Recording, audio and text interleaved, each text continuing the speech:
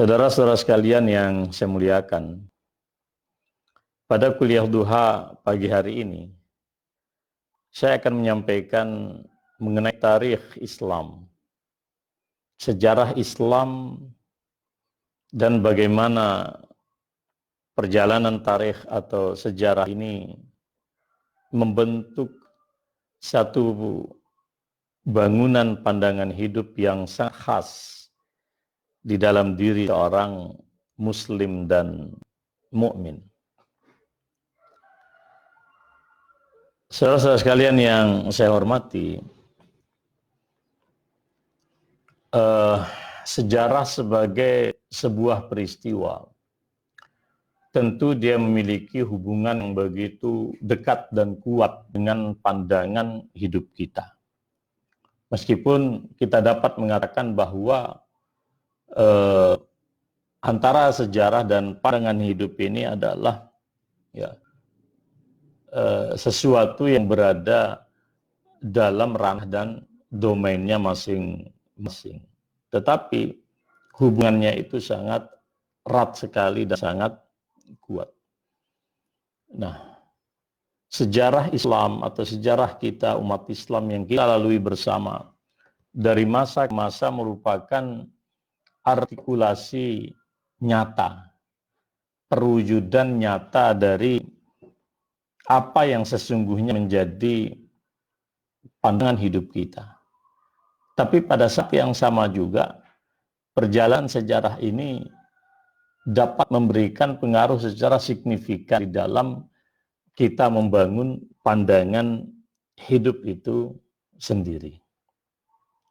Nah, saudara sekalian yang saya muliakan, mengapa demikian? Ya. Para ulama kita mengatakan tarikh ahammiyatun kabiratun fi siyaghati aw fi takwini syakhsiyatil ummah. Kalau kita membaca bangunan kepribadian umat secara utuh, ya, baik pada ranah pribadi ataupun kelompok ya, umat yang besar, kita akan memperhatikan bahwa kita sebagai umat Islam ini tidak pernah lepas di dalam di dalam kehidupan kita dari berbagai macam fakta dan peristiwa sejarah yang ada.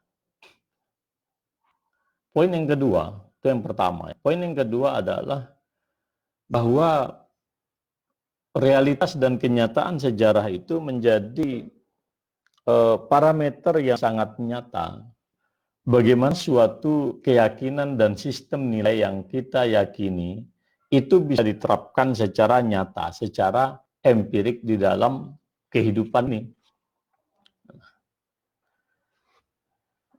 Dan yang ketiga adalah sejarah ini bukan hanya suatu kisah ya atau satu legenda kemudian yang dibaca oleh generasi berikutnya hanya dijadikan sebagai sebuah selingan dan hiburan ketika barangkali dia jenuh di dalam menjalani hidupnya sehari-hari. Tidak demikian.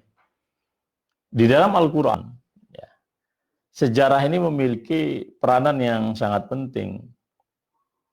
Misal kita membaca dalam surat Yusuf ayat 111, laqad kana fi qasasihim ibratun liulil albab. Sungguh di dalam kisah-kisah mereka itu terdapat pelajaran bagi ulul albab, orang-orang yang memiliki kecerdasan, akal budi, nurani yang sangat mendalam.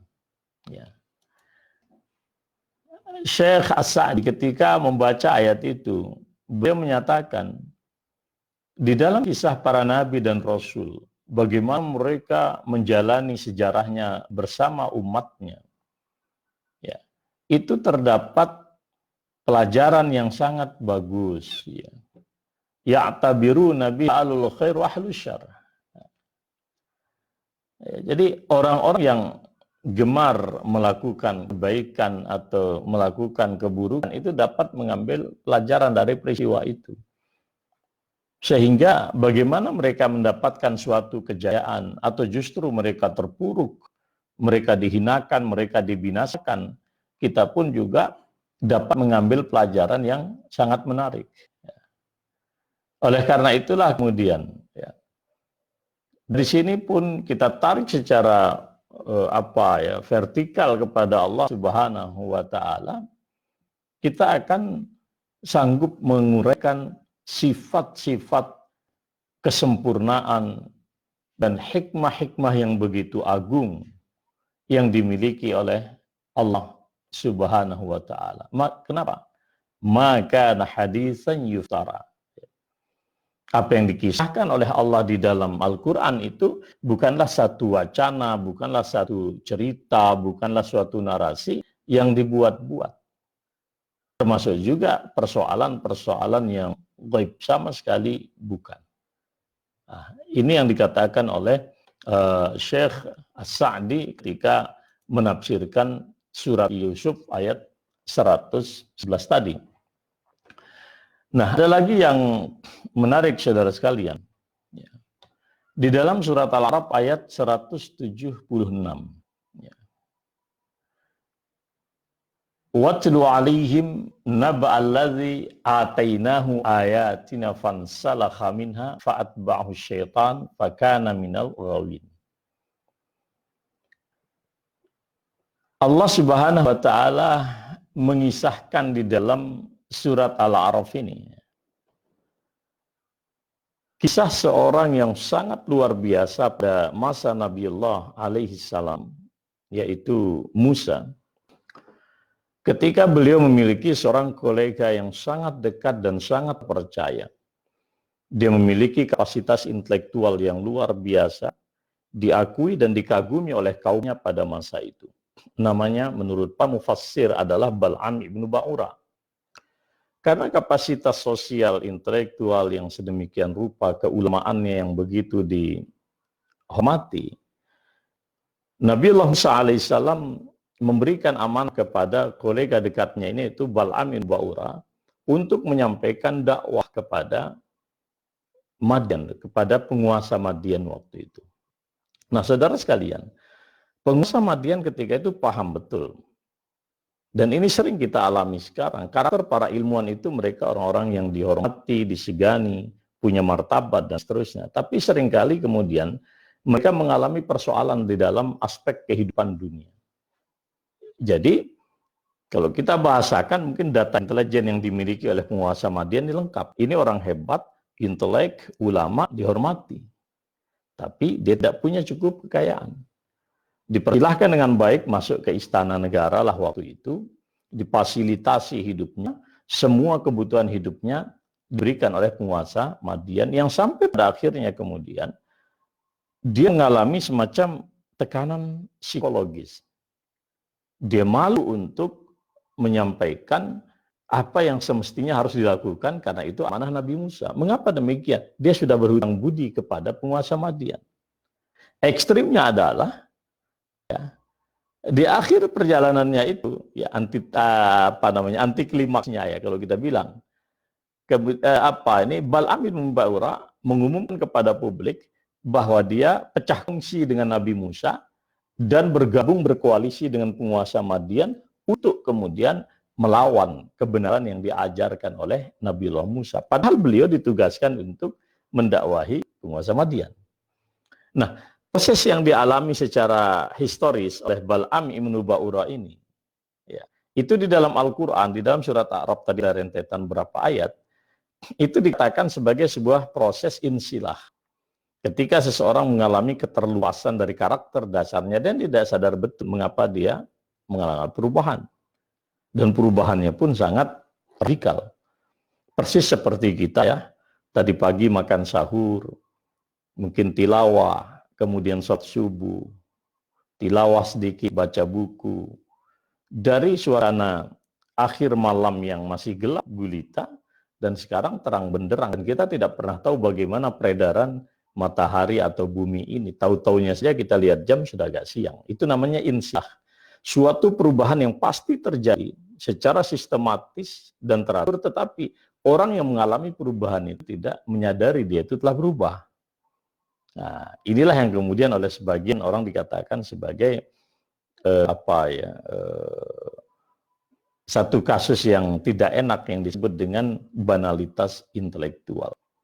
Nah, saudara sekalian yang saya muliakan, Al-Imam Ibnu Katsir itu mengomentari di situ.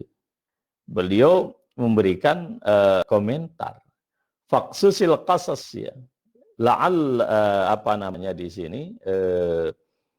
Faksusil qasas la'allahum yatafakkarun. Hai Muhammad, kisahkan kisah-kisah ini kepada kaummu agar mereka ini mau berpikir, mau menungkan secara mendalam. Maknanya apa? Ya. Agar kita umat Islam ini ya, memahami apa yang terjadi dalam peristiwa sejarah Bal'am ibnu Ba'urah. Bagaimana seseorang dengan kapasitas yang sangat luar biasa pada masa itu tiba-tiba mengalami sebuah pergolakan dalam hidupnya dan anti klimaksnya adalah seperti yang dikisahkan oleh Allah. Dia gunakan karunia ilmu pengetahuan yang sedemikian yang sedemikian agung itu untuk kemudian melakukan suatu transaksi posisi dengan penguasa, bahkan rela kemudian meninggalkan Nabiullah Musa yang semestinya memberinya mandat untuk berdakwah kepada penguasa Madian. Nah, saudara sekalian yang saya muliakan, ayat lain yang bisa juga kita jadikan acuan. Di dalam surat ayat 20, wa kullan naqussu 'alaika min amba'ir rusul ma nusabbitu bihi fuadak wa ja'aka fi hadhil haqq wa mau'izatun wa zikra lil mu'minin. Ya, semua yang kami ceritakan di dalam Al-Qur'an tentang berita-berita besar mengenai para rasul, secara fungsional Allah inginkan manusabbitu bihi fuadak, agar struktur ya irfani nuranimu yang ada di dalam qalbumu ini kokoh dan tegar. Apa maknanya saudara sekalian? Kita ini umat Islam kalau memperhatikan apa yang terjadi di dunia global ya, berbagai macam tuduhan, stigmatisasi, julukan-julukan, atribut yang sama sekali tidak baik itu dituduhkan kepada umat Islam. Nah, membaca sejarah itu, satu visinya dalam Al-Quran adalah manusabbitu bihi fuadak. Yang dihantam ini adalah jantung pertahanan kita yang paling dalam. Ya. Jadi saya ingat ya, tiba-tiba saya ingat kisah bagaimana guru kita Ustadz Abdullah Jimnastiar Agim waktu itu dalam suatu dialog di televisi nasional. Sakit rasanya kita ini dituduh. Kita sudah sedemikian berbuat kebaikan, tapi kemudian dituduhlah umat Islam sedemikian rupa. Berdarah-darah dia mendirikan republik, tiba-tiba sekarang dituduh dengan berbagai macam tuduhan yang sebetulnya sama sekali tidak ada bukti. Nah, apa makna sejarah di sini? Kita membaca sejarah, kata Allah Subhanahu wa taala, manusabbitu bi fuadak. Kenapa? Yang dihantam oleh peristiwa ini adalah perasaan dan nurani kita yang paling dalam. Mungkin akal kita bisa menerima, fisik kita bisa kuat saja, tetapi kalau mental kita sudah jatuh, maka ini menjadi suatu persoalan. Maka sejarah itu sebetulnya adalah dia membangun mental. Dan ini dikatakan oleh para mufassir, misalnya yang saya tulis di sini, Al-Imamul Qurtubi rahimahullah di dalam tafsir beliau, ya. Apa? Manusabbitu bihi fuadak ay ala ada'i risalah.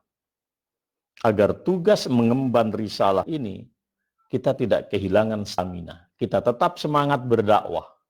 Wassabar ala ma yanaluka fiha minal adza, dan kau tetap dapat bersabar ya. Di dalam menghadapi berbagai macam penderitaan, siksaan, tekanan dan seterusnya itu. nazidu bihi tasbitan wa yaqinan. Dengan tadi itu literasi sejarah, pembacaan sejarah ini, justru kita semakin apa? Kata Allah di sini, nurid tasbit. Kami ingin mengokohkan kamu lagi. Wa yakinan, kita semakin yakin.